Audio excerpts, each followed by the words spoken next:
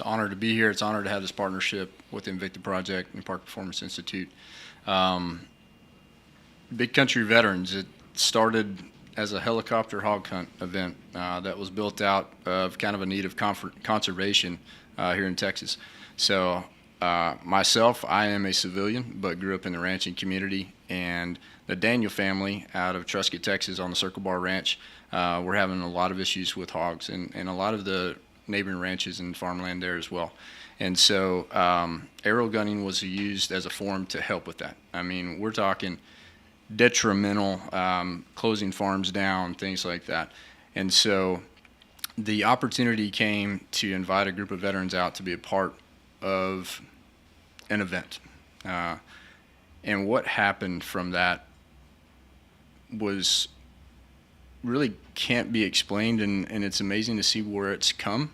And I think it's, to your point, it was built out of community. It was built out of just the response of connecting with people on a deep level, being open to that, and saying, hey, I want to be here for the life of you. And when that happened and these veterans started to share the struggles, the challenges they were having, that's what really birthed what Big Country Veteran is today.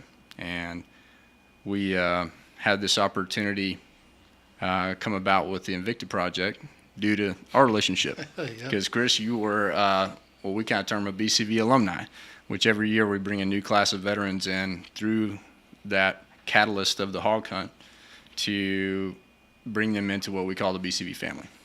And Mike was one of those as well. And so I think there's huge value in that. And, you know, Mike, I know you talk about that a lot. I'd love to kind of hear your perspective. But as far as mine from coming into Big Country Veterans, it was about connecting with incredible human beings that did a lot for our nation on a very deep level, and then being very, very genuinely interested in seeing how we can help each other out and navigate life together is what it really came to. Absolutely. And then for Mike, because I know Mike, when he left the service, you kind of gray man, disappeared for a while, because I think we both came the same first year. We did. I think we did. Yeah. I hadn't seen you in a while either. Yeah. You kind of showed up. I think I flipped you guys off in the parking lot when I pulled up. Saw Kazmaier. Good people.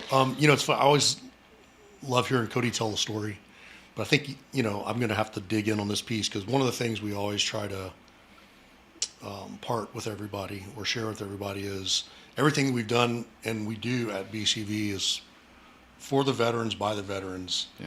And we have those our four key programs. And, you know, Cody always likes to make it a point to tell people, you know, those started because of our veterans. And our optimal performance, our Invicta program, was because of Chris. Yeah. You know, you reached back out to Cody. I remember Cody called me, hey, Chris just called me, went to this thing over in Parker. We got to go check it out. And I'm like, well, if Chris is saying we got to do it, then we need to do it. And I think that's unique. You mentioned earlier, and this is why, you know, when I retired, I kind of went totally quiet. I didn't, you know, try to get out there and make a connection. I try to find my own place in the world outside of kind of the normal avenues.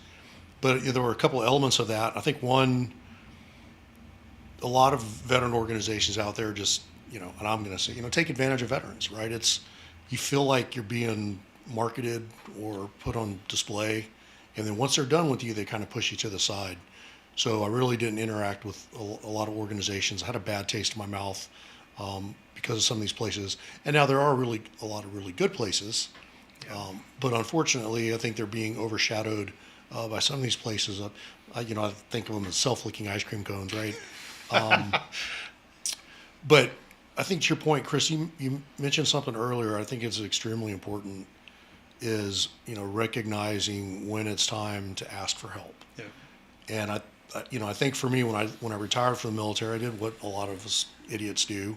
You know, I went into government work thinking I was going to continue carrying guns and doing that stuff. And, you know, your life is kind of falling apart around you, but that's normal day. That's every day, right? Absolutely. And I think you know, as my life started to crumble, I wrote it off as just, this is who I am. You know, I'm a retired old grumpy guy now. And I remember being in South Sudan with the team, and we were driving, and I remember having my nods on, and I put my nods down, and I couldn't see shit. But I realized my eyesight was getting so bad that I couldn't see in nods. And I thought to myself, I'm going to kill somebody. Like I'm going to shoot somebody. I'm going to run somebody over. And I realized that, I needed help. My body wasn't where it needed to be. So I left and realizing that, you've got to find an avenue to get things addressed. And, searching for that, there's no answers, right? There's not a lot of answers out there. So when you finally stumble onto something that can be beneficial to people, I think you have to gravitate toward it.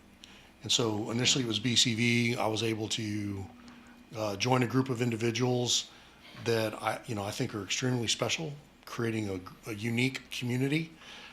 We've got all walks of life in that group. And then as we've expanded these programs, allowing an avenue for folks to step forward and say, I need help, and having places to send them. So I think it's extremely special what we do.